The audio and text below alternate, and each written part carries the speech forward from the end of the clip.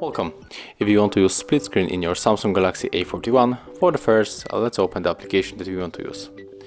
I will go for the calendar, and right now tap on the home button to back on our main screen. Let's click right here, tap on the calendar icon and use open in the split screen view. And right now we can select the second application from the background, but also we can tap on the back button and we can open our main menu and pick the second application. And as you can see, this is how it works. With this switcher you can also adjust the size of the application. I hope that I'll help you. If I do, leave thumbs ups, comments, and of course subscribe to our channel.